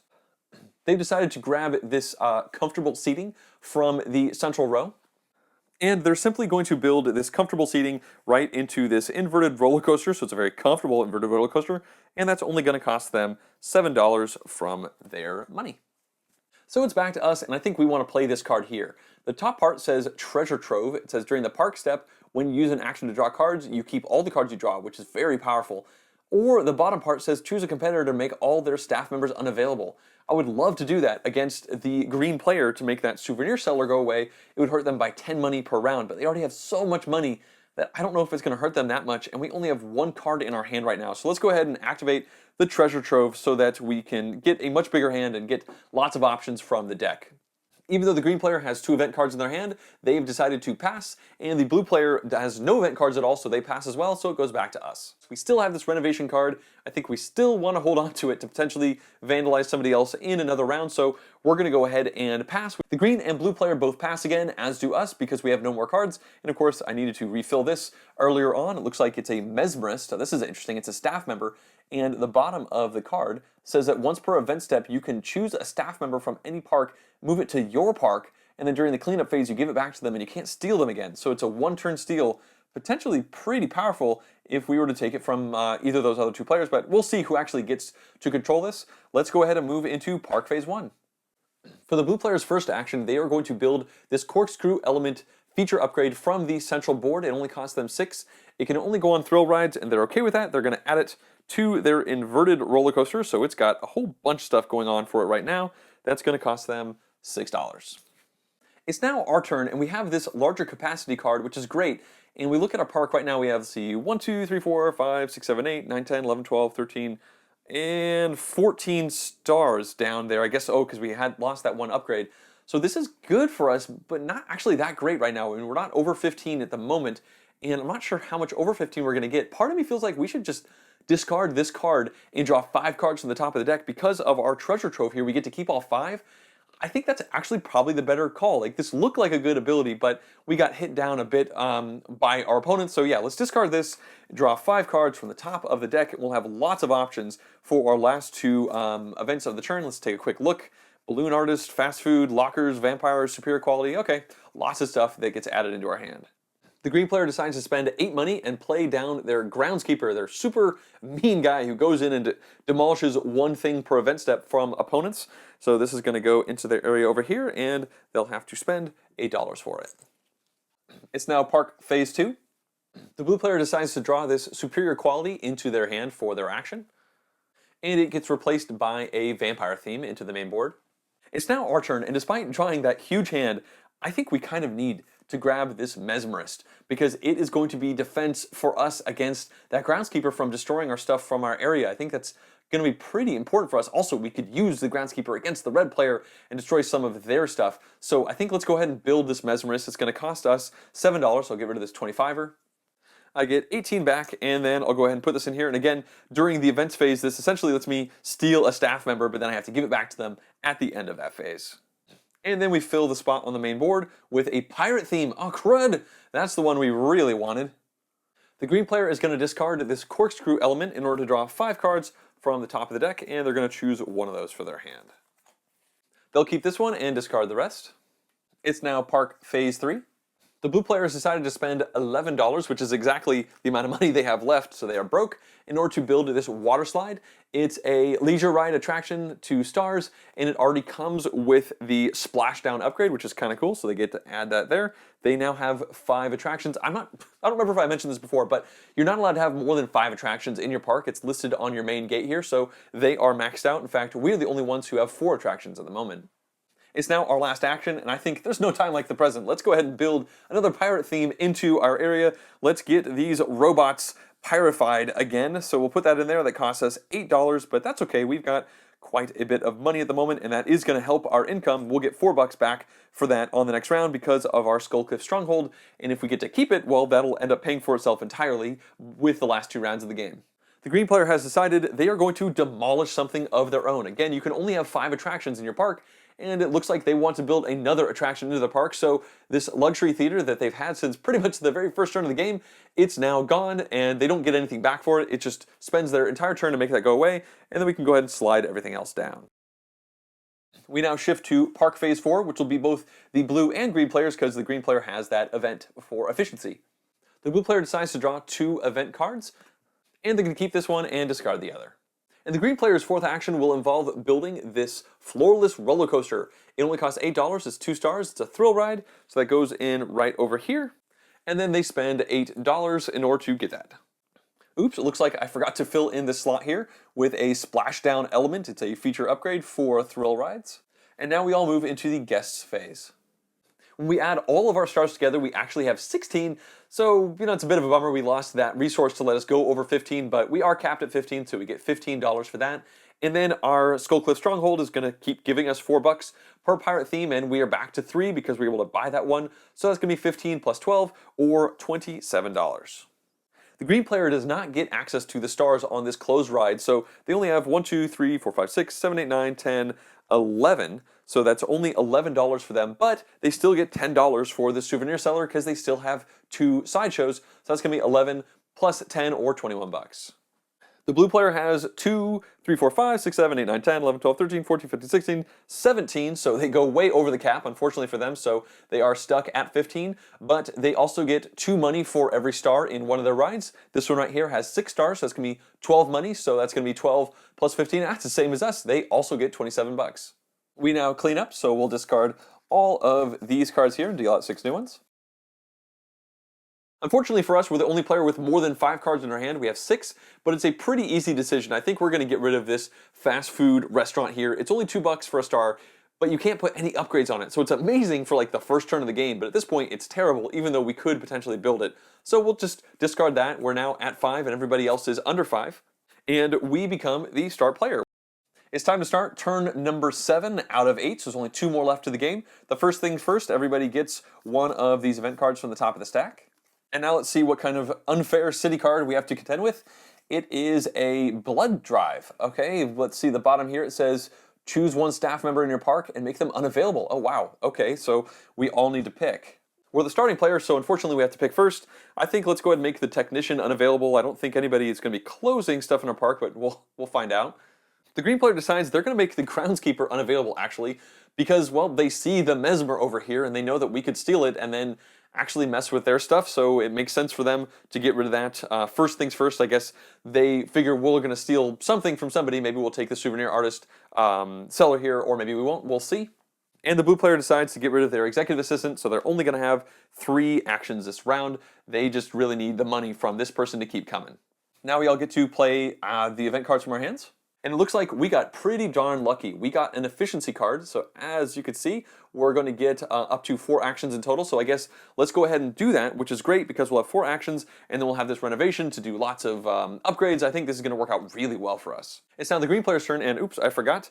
This attraction should have been flipped over in the cleanup phase, so they do have the Vlad's Impaler spot open up again, and now they are going to play the frivolous lawsuit on us, and it occurs to us that we really should have used the mesmer on our first turn, but we didn't use it yet, and now they are going to do a lawsuit against the mesmer. And what this says down here is we need to either spend $20 or an event card called the Big Wad of Cash in order to keep that person in our park. It's a really big misplay for us, honestly. I just totally forgot about, well, the fact that other people could mess around with our things, and I think we need money in order to build the upgrades, so, oh man, this is terrible. But we're gonna dismiss the mesmer. We essentially just lost $7 and 4 points for that. That's definitely a really bad situation for us, but it's important to pay attention to the ordering in which you play these cards, and I definitely did not order that well. The blue player decides they're going to play an unusual bequest, which lets them build an upgrade from their hand immediately for free. They're going to put a superior quality down onto their monorail for free. It saves them $15. It's back to us, and let's go ahead and finally activate this renovation. We're going to have an extra turn to do it, and I think that we want to close this sideshow here. Now, it is going to affect our income because there are stars on here that we won't have access to during the guest step, and a pirate theme that we won't have access to on the guest step, but this has the most icons already, and again, you kind of want to double down and go crazy on the icons on one given ride, so if we're going to put a bunch down for cheap, let's put it down on this one, so we'll flip this one over and try to have just a crazy mega Hall of Mirrors at the end of the game. The green player will now activate their Vlad's Impaler, which lets them take one of the park decks. They're going to take the discard deck, search through, grab one staff member from it, and put it into their hand. And they've decided to grab a licensed character. They have to reveal it to everybody. It's $5 for a star and 10 points at the end of the game, but nothing really else at the bottom. The blue player now activates their Mega Factory, which lets them draw an upgrade from the central board, put it into their hand, and then build as many upgrades as they want into one specific attraction.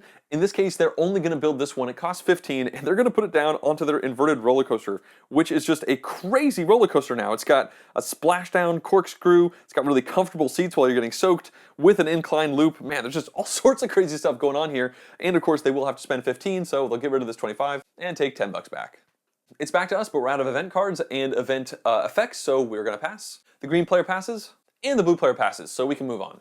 Looks like I forgot to replace that upgrade, and we're going to get a swinging ship.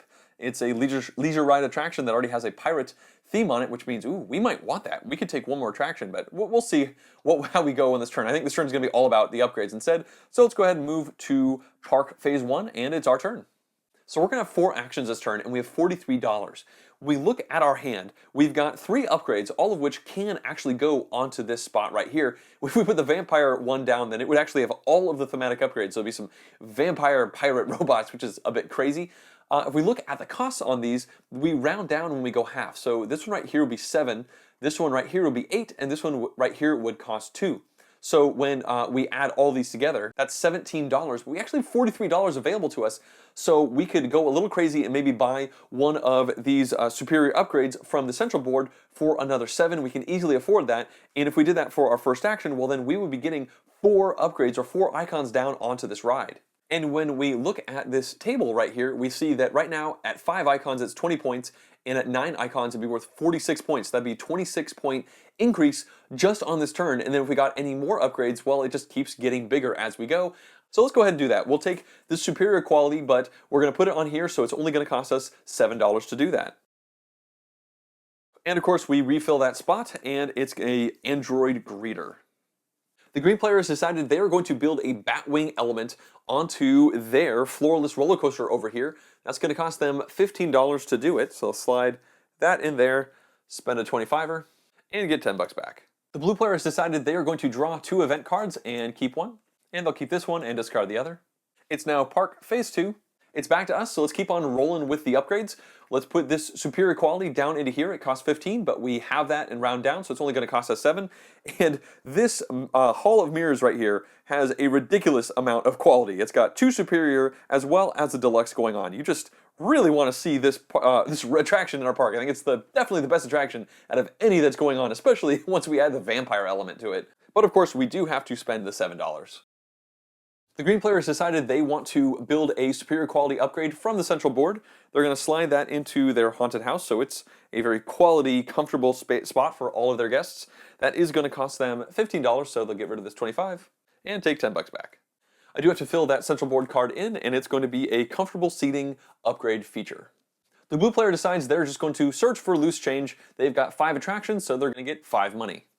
It's now Park Phase 3. Our actions this round continue to be really simple. Let's go ahead and get this vampire theme down into our Hall of Mirrors, or was it a Maze of Mirrors? I don't even remember at this point. It's a Maze of Mirrors. Okay, man, there's a lot of stuff going on in this one attraction. This costs 16, so we have it. It's only going to cost us 8 money. We'll slide that in there, and now there is every one of the thematic integrations into this one particular attraction here. The green player decides they're going to build this licensed character from their hand. It only costs them $5. It's going to give them 10 points at the end of the game, as well as a star right now.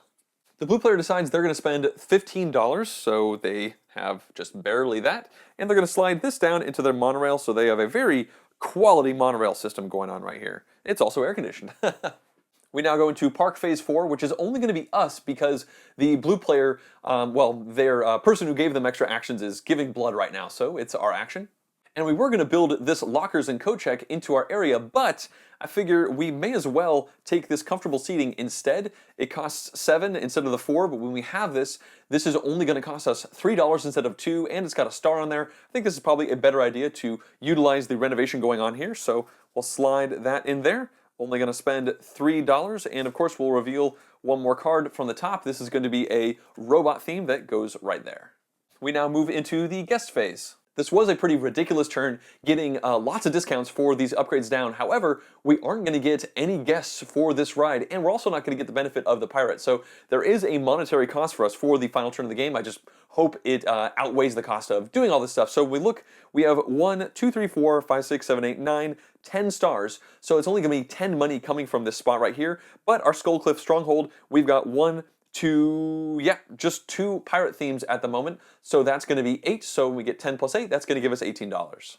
The green player has 1, 2, 3, 4, 5, 6, 7, 8, 9, 10, 11, 12, 13, 14, 15, 16, 17, 18, 19, 20, 21 stars. So they way blow out their capacity of 15, so they just get 15 money, plus they're going to get another extra coin for this freak show, so that brings them to 16, and then of course the souvenir seller is continuing to chug along and getting them 10 bucks a turn, so that will be, let's see, 16 plus 10, well that's going to be 26 bucks. And finally, the blue player has 2, 5, 6, 7, 8, 9, 10, 11, 12, 13, 14, 15, 16, 17, 18, 19, 20, 21, 22. Wow, they actually have more stars than the green player over here, but they're still capped at 15, so they get $15 for all this, but they do get $2 for each star in one of their rides, which right now is 3, 4, 5, 6, 7, 8, 9. Holy cow, that's 18 money that this person is going to get for them. So here is 33 bucks. We now do some cleanup. We're going to discard all of these cards here into the discard pile, and we actually don't have any cards here, so we'll go shuffle this up, and we'll draw 6 more cards. Everybody flips all their stuff back, so all their blood donation people are coming back to work. We can turn our crazy maze of mirrors back on, and let's see, this terrible groundskeeper is back, as well as the executive assistant. No players have more than 5 cards in their hand, so let's just move the start player once over down to the green player and begin the final turn of the game. We, of course, start by giving everybody a event card. However, we only have 1, so I'm going to go ahead and shuffle up this discard pile and pass out the other 2. And let's see what the final unfair event is going to be, and it looks like new safety standards. That doesn't sound great. Down at the bottom it says city planning, close each attraction which does not have a guest services upgrade. Oh man, I think this is going to be brutal. Unfortunately for us, the only guest services upgrades we have are in this crazy maze of mirrors here, which means that all 3 of our other attractions are going to be closed. We do have this technician over there, so we'll be able to open 2 of these 3 up, so it's not the worst thing in the world, but definitely not great. The green player has 3 guest services upgrades over here and none on the rest of theirs, so this is actually a really big hit to them. They are going to lose the access to all of these rides here, and I don't think they have the ability to flip these back over. And now looking at the blue player, they don't have a single guest services upgrade. So that means every single one of their rides are going to be closed. And this, this is going to affect the income that everybody is going to be making at the end of the turn. I guess it also affects these. They're not going to be able to use the benefit from that. So that's a pretty big hit for both of these players here. But at the end of the game, money is just worth 2 to 1 for victory points. So this is going to hurt as far as victory points. There's no doubt about that. That was a very unfair event that just happened, and it hit both the other players much more than it hit us. So now we move into the playing events phase. The green player decides they're going to use their groundskeeper, and this is a once per event step intrusion. They can essentially just destroy any upgrade in any attraction in the park and then put it into their hand, and they've decided they are going to target the Maze of Mirrors, and they are going to pull the pirate theme out of it once again, so it is no longer a pirate maze that has been removed from that one twice now, and this is going to go into their hand. The blue player decides to play this card here, and they're going to do the bottom. It says Giant Wad of Cash. Choose an attraction in any park. You may close or reopen it. They got pretty lucky having this in their hand, but they did draw for these event cards in the previous round. That makes them a little bit more flexible to deal with some of these terrible things that happened, and they are going to go ahead and open up this one right here so that they will have something for their snack seller to get a whole bunch of money off of, because money is worth points at a 2 to 1 rate, so that is victory points right there. Let's now go ahead and activate our technician, who is going to let us reopen 2 of our attractions. Man, that is an amazing card. I'm so glad we bought that card over there, and I think the correct thing to do for us is going to be to open up this one right here, Skullcliff Stronghold, and this one, so that we get the benefit of the extra money, which will turn into points at the end of the game, and then we can also activate this guy over here for this pirate theming. There is no pirate theme over here. I don't think we care too much about that guy. The green player now plays an unexpected delivery. They get to reveal the top card of the deck and build it for free if that is possible, or put it into their hand. So the top card of the deck is a cinema. Oh man, what a total whiff. That's terrible for them. They can't actually put this in. They have 5 attractions already, so this just goes into their hand. That's a definite bummer for the green player. The blue player has 1 event card left, but they've decided to pass. It's back to us. We got another renovation card, which I think we totally would have used maybe on this guy over here, but I think for this last turn of the game, we really want this to be open so that we can, oh, actually, maybe we don't, because they removed the pirate upgrade from this, so the Skullcliff is not going to get us the extra 4 money for it. Right now, there's a ton of stars in here, though. It's 1, 2, 3, 4, 5, 6, 7, 8, 9 stars, which will, I mean, I guess if we have this open, then we are going to go way over the star count, but if we don't have this open at all, then we're looking at 1, 2, 3, 4, 5, 6, 7, 8, 9. Oh man, this is tough. 9 is only going to get us $9. When you cut that in half, that's 4 points, but I guess 15 money cut in half is 7 points, so it's a 3-point difference. I think this actually does make sense. Let's renovate this Maze of Mirrors again. We will get a lot more than the 3 potential bonus points, so we're going to close this down and try to tack some more stuff onto it. The green player decides to play Media Blitz. It says all other Media Blitz events are discarded, but there are none. And then during the guest step, they're going to get 8 extra stars, which is really good for them considering they have so much of their park is closed down. So I'll just slide that over there. The blue player still passes, and we are out of cards, so we pass. Comes back to the green player. They have 1 card in their hand, but they decide to pass. All right, let's move into Park Phase 1. The green player has decided they are going to build this air conditioning upgrade, and they're going to build it onto their closed down freak show over here. We see that this cannot go on a ride, but this is not a ride, it's a sideshow. This is going to cost them $6 to put down. And of course I have to refill that spot on the board. It's a superior quality. And they decide to go ahead and build that superior quality from the main board into their inverted roller coaster here. That's going to cost them $15. And they have a really, really cool roller coaster here. I'm going to fix this. It's getting a little bit messy. Let's go ahead and refill this hole here. It's another air conditioning unit. It's been a little while since we've looked at our blueprint, and it occurs to me we're not quite there yet. So when we look at the top, it says complete all items, any thrill ride with guest services upgrade, and any food outlet. Well, we've had the food outlet forever. We've got a couple thrill rides, but we don't have a guest services upgrade, obviously, because otherwise it would not have been shut down. So we need to actually pay pretty close attention to this. When we look out to the main board, we are actually somewhat lucky because this lockers and coat check is a guest services upgrade.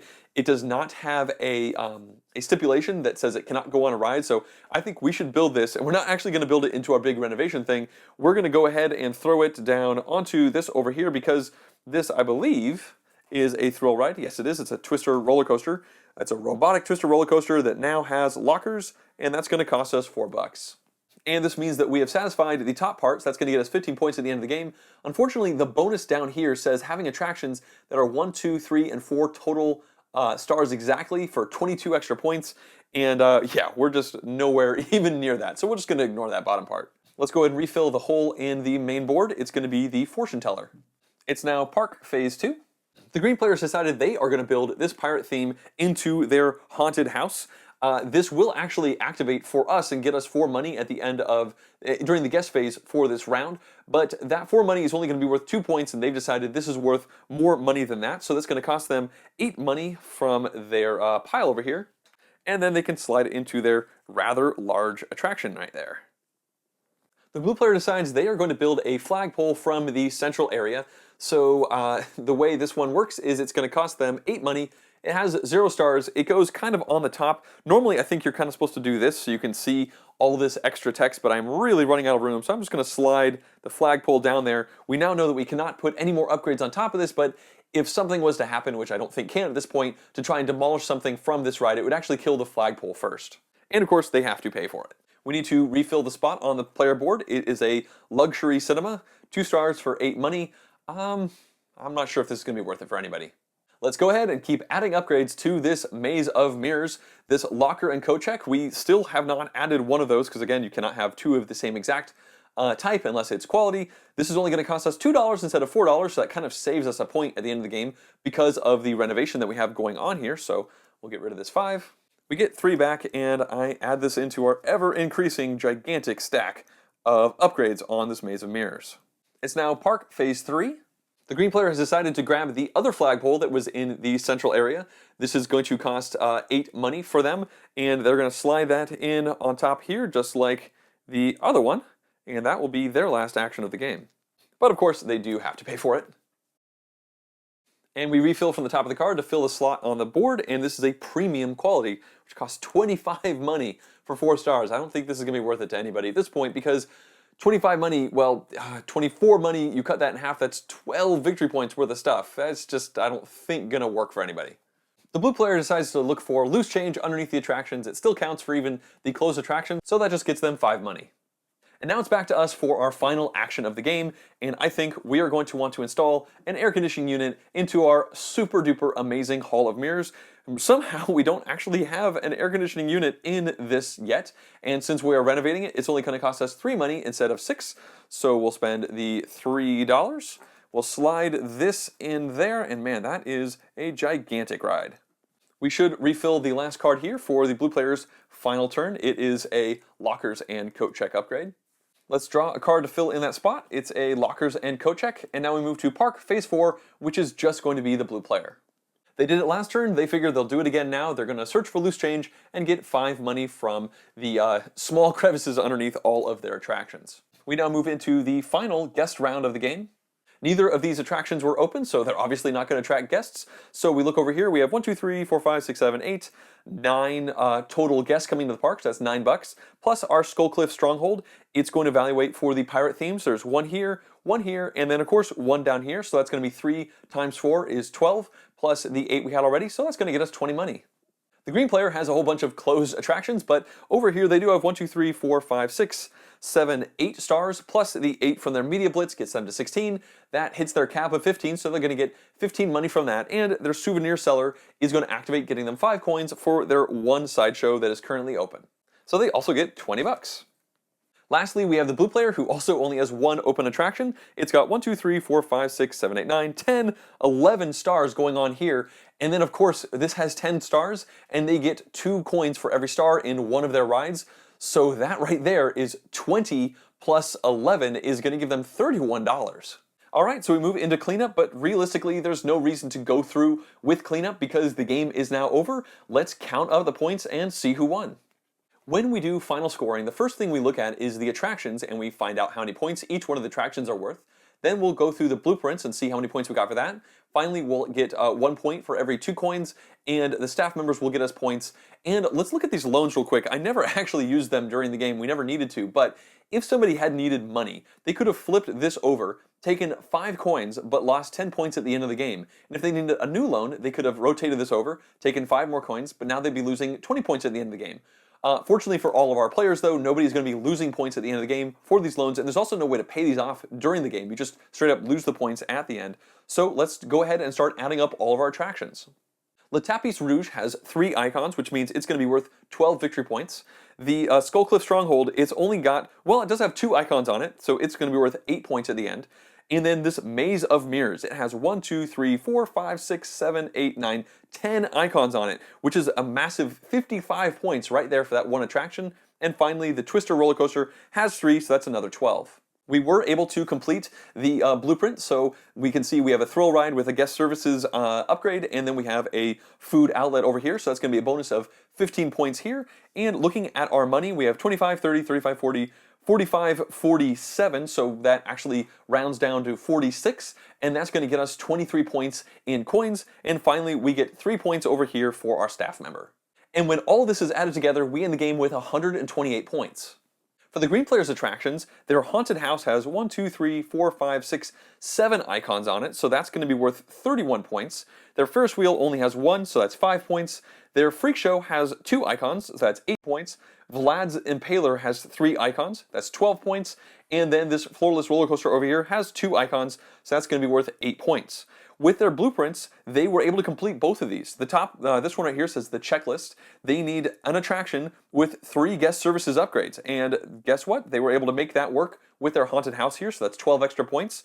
And then over here it says backup systems, complete all items, have any thrill ride with a feature upgrade, and another thrill ride with a feature upgrade. And if you look over here, they have 2. Both of these are thrill rides, and both of them have feature upgrades. In fact, they were able to pull off the bonus on the bottom here, which says that if they have any 2 identical guest service upgrades, they will also get an extra 12 points. And sure enough, they have an air conditioning here and an air conditioning here, so that's 12 more points. So lots of points through blueprints for the green player. And now when they look at the coins, they have 25, 30, 35, 36, 37, 38, 39, so that is effectively 38. Which turns into 19 more points. And finally, over here with the staff, they have a 10 plus a 5 plus a 3, or 18 more points. So when we add all of this together, they end the game with a cool 150 points. So they definitely beat us. And finally, let's figure out Blue's score. We'll start with the attractions. Their inverted roller coaster here has 1, 2, 3, 4, 5, 6, 7 icons on it. So that is going to be worth 31 points there. Then their monorail has 1, 2, 3, 4 icons, which is 16 points. Their amusement arcade has 3, so that's going to be worth 12 points. Their mega factory has 2 for 8 points. And finally, their water slide also has 2 for 8 points. Then we look over to the blueprints. Now, they were also able to complete both of these. The first one says 3 flags. It says complete all items, any thrill ride with 3 feature upgrades on them. And that is definitely this inverted roller coaster here. In fact, they've got 1, 2, 3, 4, 5 feature upgrades. So they definitely pulled that one off for 10 points. It's not very much points. You can see it's an easy blueprint. But then the other one is a difficult one.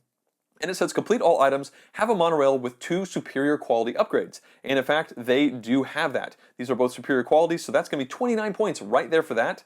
Unfortunately, the bonus target was to have all of their attractions have exactly 3 cars in size for an extra 35 points, which is a humongous amount of points. But they were not even close to that, so they're not going to get that bonus 35. Then we look to the coins. And they ended the game with 53 money. So when you divide that by 2, that's going to get them 26 extra points. And finally, we look to the staff members. They have a 5-point staff member and a 3-point staff member. Wow, and when I add all this up together, they end the game with 148 points. They're only 2 points behind the green player, so green wins with 150, blue is super close behind with 148, and we trail significantly with only 128 points, and that completes a full game of Unfair. Well, I hope you enjoyed this playthrough. I think that there are some lessons to be learned from how poorly I did at the end of the game. I think the biggest lesson there is that those blueprints are very important, and I guess you can kind of read into that based off of the mechanic where you can't just go and grab some more once you get halfway through the game. So it seems like it probably makes sense even to have more blueprints than the winning players had. They had 2 blueprints each. I think you could probably manage 3 blueprints relatively well once you get into the later stages of the game, instead of maybe spending a whole turn like I did to put 4 upgrades down onto one specific ride, which is okay. But the problem is there was no direction to those upgrades that I was putting down. And also, you get quite a bit of points from the money in this game. At a 2-to-1 ratio, many of these upgrades were costing me like 4 to 5 points even just to put down. And if it costs me 4 points to put it down and it gets me 7 points overall, that's just a 3-point swing, which does not seem like that much when the winner of the game had 150 points at the end. So I think I probably overvalued the increased points that you get for adding those icons onto those specific attractions. And because I did that, I kind of ignored the blueprints. And I think next time I play, I will certainly recommend that everybody gets at least 2 blueprints. And I'll probably even try to gun for 3, because the game is definitely long enough to go after multiple of these blueprints. Like the last couple rounds really seemed like I was focused on just getting upgrades down into those things.